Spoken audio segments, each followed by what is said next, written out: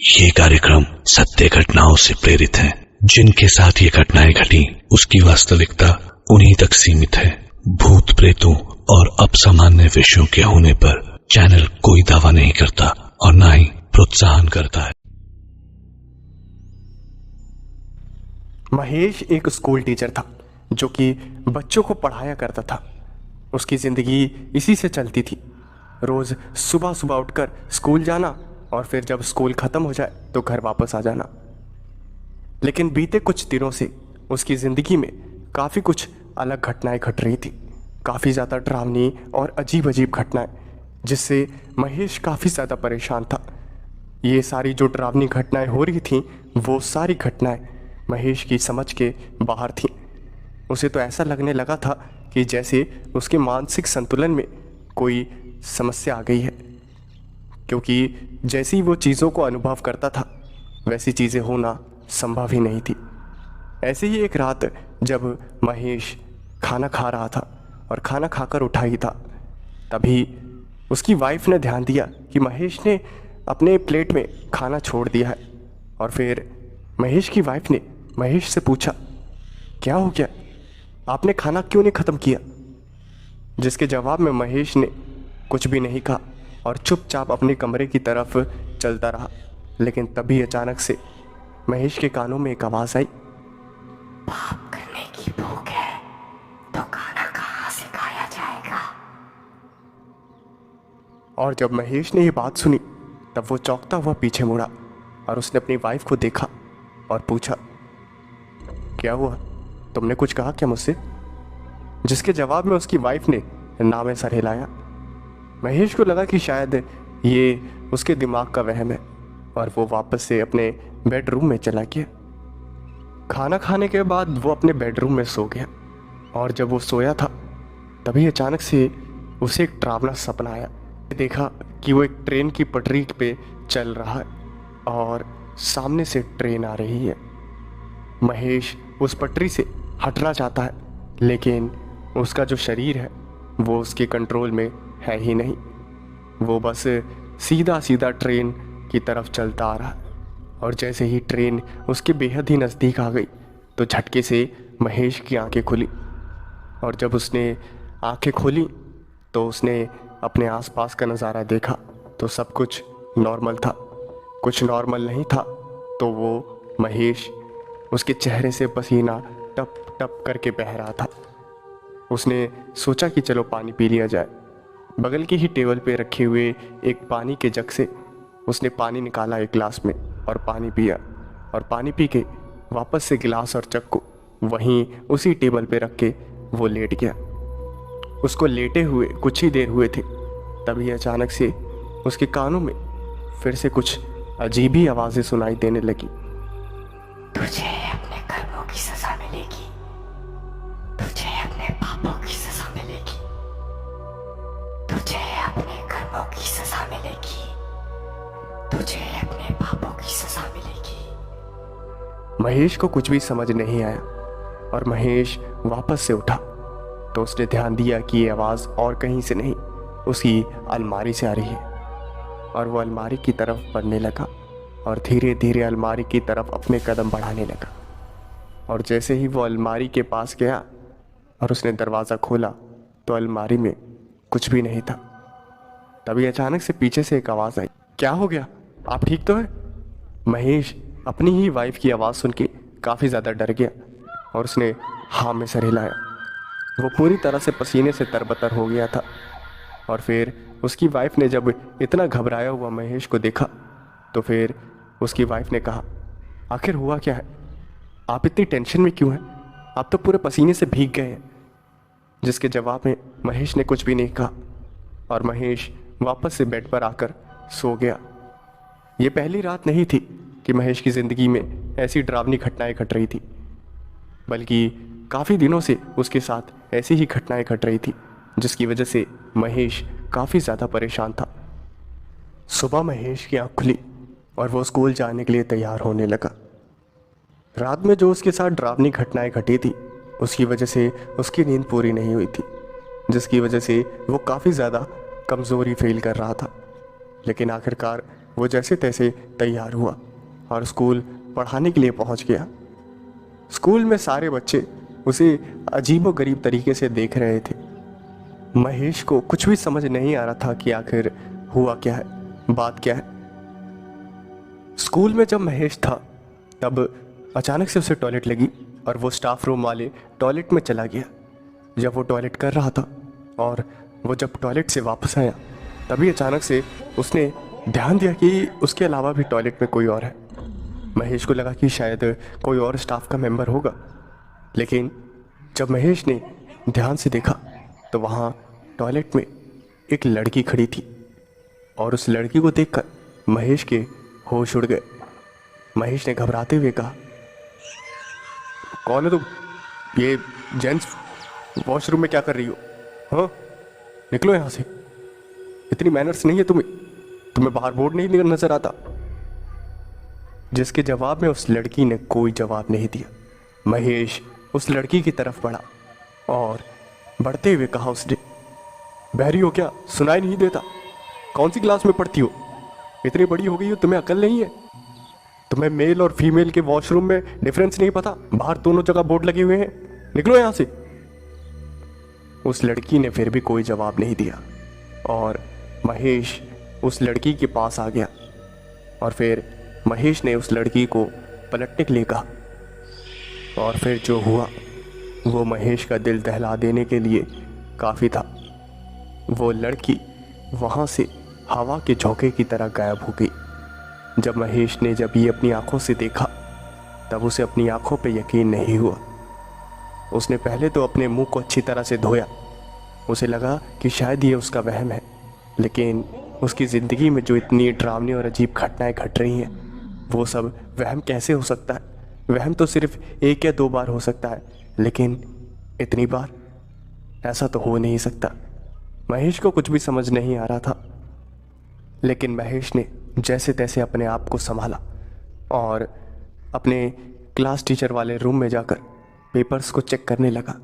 और papers check करते करते तभी अचानक से उसके हाथ में एक ऐसा पेपर आया जिसके ऊपर कुछ लिखा हुआ था, और वो भी खून से।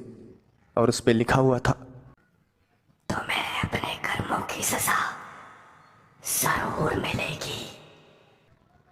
महेश ये पढ़ के इतना ज़्यादा डर गया कि उसने उस पेपर को ही फाड़ के रख दिया। और फिर महेश ने देखा कि उसने जिस शीट को फाड़ा है उस पे ऐसा कुछ भी नहीं लिखा था।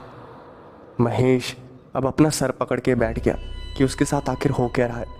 उसने किसी बच्चे की एग्जामिनर शीट को फाड़ दिया था, जिसकी वजह से काफ़ी दिक्कत होने वाली थी उसे। प्रिंसिपल ने महेश को काफ़ी खरी खोटी सुनाई और फिर महेश का दिमाग भी काफ़ी ज़्यादा ख़राब हो गया। वो शाम को घर आया और चुपचाप बैठ गया। वो खाना खा ही रहा था, तभी उसकी वाइफ ने उससे पूछा, आखिर बात क्या है? तुम हमेशा चुपचाप रहने लगे हो और कभी कभी तुम घबरा जाते हो किसी बात से, और कुछ पूछो तो जवाब नहीं देते। महेश ने इस बार भी कोई जवाब नहीं दिया और वापस से अपने बेडरूम में सोने के लिए चला गया। महेश सो ही रहा था, तभी अचानक से उसके सर पे एक बूंद गिरी, और जब महेश के सर पे वो बूंद गिरी तो महेश की आंखें खुली और महेश ने जब चेक किया तो वो बूंद खून की थी। महेश ने ऊपर की ओर देखा कि जो फैन था उसके ऊपर एक लड़की की लाश लटक रही थी और उसी से एक एक बूंद महेश के ऊपर गिर रहा था। और जब महेश ने यह नज़ारा देखा तो वो चिल्ला पड़ा और चिल्लाने की आवाज़ से महेश की वाइफ भी उठ गई और महेश की वाइफ ने उससे पूछा, क्या हो गया? तुम इतने घबरा क्यों गए हो? क्या हो गया है? जिसके जवाब में महेश ने कहा, अरे अंधी है क्या? उस फैन पे देख, एक लड़की की लाश लटक रही है। महेश की वाइफ ने उस फैन पे देखा तो वहाँ कुछ भी ऐसा नहीं था, फैन बिल्कुल नॉर्मल चल रहा था। महेश ने फिर जब दिमाग शांत करके ऊपर की ओर देखा तो उसने देखा कि जैसा उसे लग रहा था वैसा कुछ भी नहीं है। महेश ने अपना सर पकड़ लिया और फिर महेश की वाइफ ने कहा कि तुम्हें शायद डॉक्टर की ज़रूरत है, काम की वजह से तुम्हें ज़्यादा ही टेंशन होने लगी है। महेश अगले ही दिन डॉक्टर के पास गया और उसने सारी बातें डॉक्टर को बताई और फिर डॉक्टर ने उसे कुछ मेडिसिन लिख के दी और मेडिसिन लेकर महेश घर वापस आ गया। उसने सोचा कि आज स्कूल नहीं जाऊंगा और उसने स्कूल से छुट्टी ले ली। स्कूल से छुट्टी लेने के बाद उसने शांति से इधर उधर घूमकर दिमाग ठंडा किया अपना और अपने दिमाग को संतुलित करने की कोशिश करने लगा।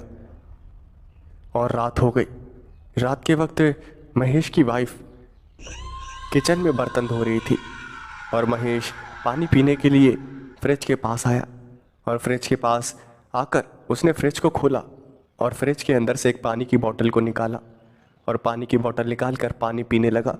पानी पीने के बाद वो वापस जा ही रहा था, तभी अचानक से उसने एक आवाज़ सुनी।